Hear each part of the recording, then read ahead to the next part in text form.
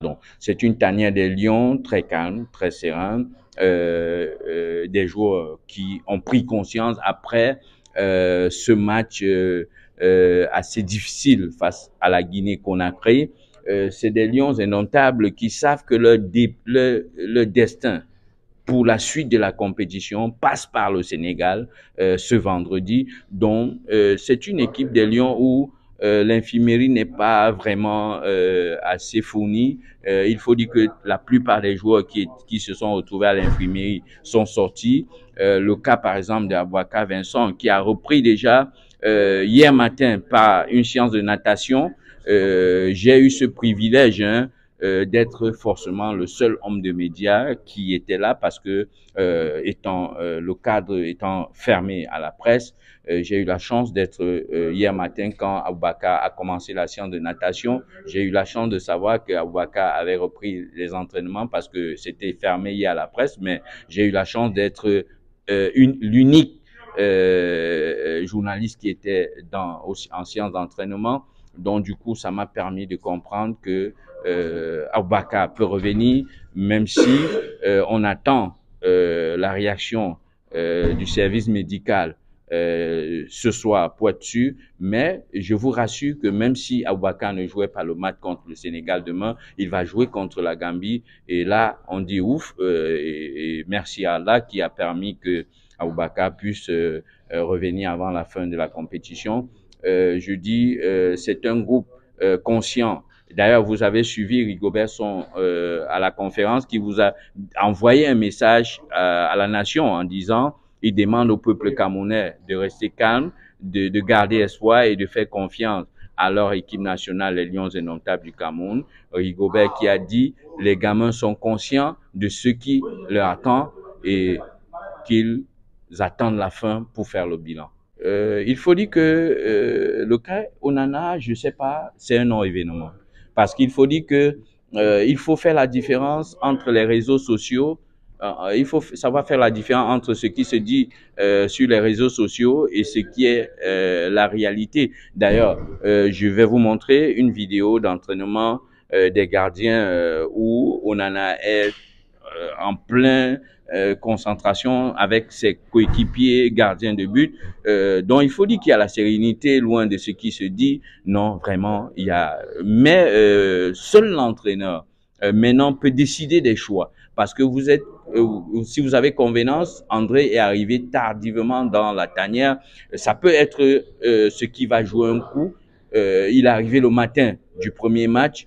Donc 14 heures, c'était pas évident de jouer un match qui va se jouer à 17. Non, il faut dire que c'est pour ça que je vous ai dit il faut sortir des réseaux sociaux parce qu'en réalité, André qui avait été sollicité par Manchester United pour jouer cette rencontre capitale pratiquement à un jour seulement avant le match des Lions le lundi et qui avait signalé à son staff technique.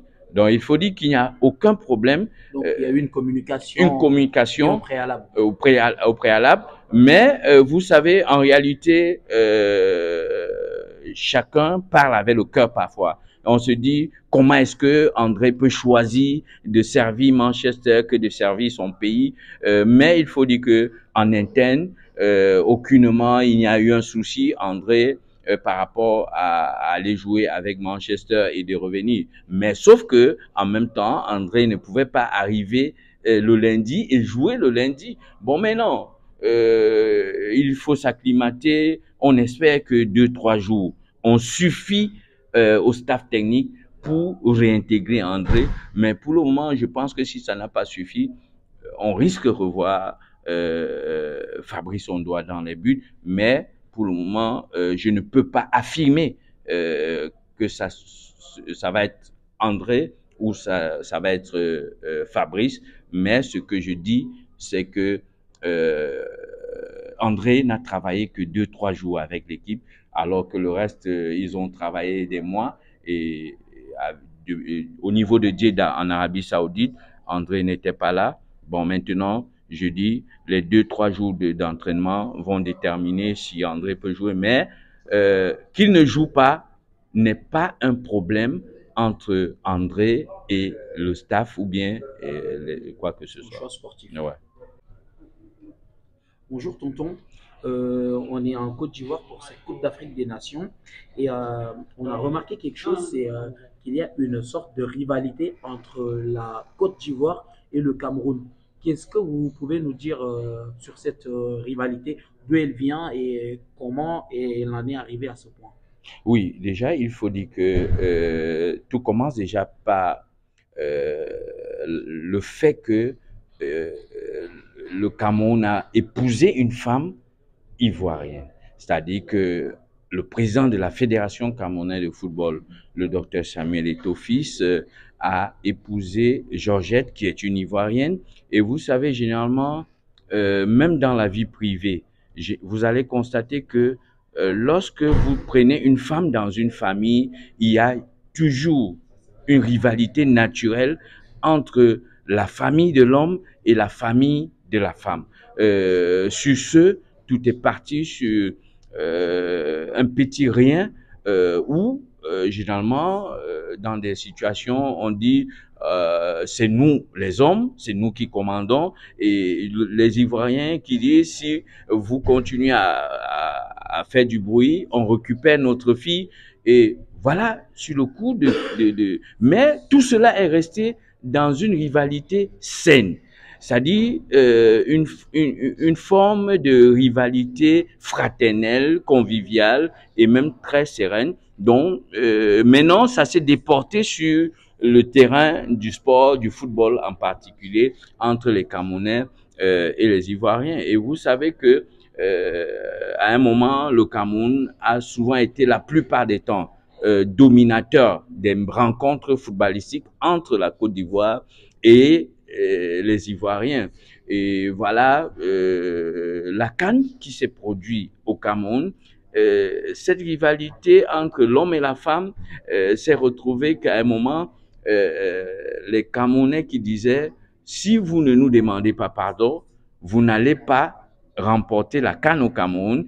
Nous allons vous montrer que nous sommes vos maris et vous êtes nos femmes. » Donc, du coup, c'est pour ça que je voudrais lever l'équivoque sur cette rivalité qui aucunement n'est une rivalité négative, mais une rivalité conviviale, une rivalité. La preuve, c'est que après qu'on ait fait des coups de gueule lors d'un match de football, malgré que la Côte d'Ivoire, par exemple, je peux vous rassurer que le match contre le Sénégal, les Ivoiriens vont supporter les Sénégalais. Pas parce qu'ils aiment mieux les Sénégalais que les Camerounais, mais parce qu'ils veulent faire ce qu'on peut appeler après des coups de gueule en faisant savoir au Cameroun, on vous a dit que vous ne pouvez pas gagner la coupe là devant nous. Donc c'est une rivalité saine, mais sauf qu'après ça, après 90 minutes, tout revient à l'ordre. Le Camerounais qui va embrasser l'Ivoirien, l'Ivoirien qui va embrasser le Camerounais. Donc en réalité, il faut que les gens enlèvent dans l'esprit que c'est une rivalité négative, mais que c'est une rivalité saine et qui ne se joue beaucoup plus que lorsqu'il y a un match de 90 minutes et qu'après les 90 minutes, il n'y a plus rien d'autre. Et je peux vous dire que dans cette rencontre, les fans supporters camerounais dans les gradins seront beaucoup plus en train de se chamailler avec les supporters ivoiriens que les supporters sénégalais, même qui sont leurs adversaires directs du jour. Donc, en réalité, c'est aussi ça le football, l'ambiance qu'il y a autour, mais en réalité, on n'a pas une rivalité.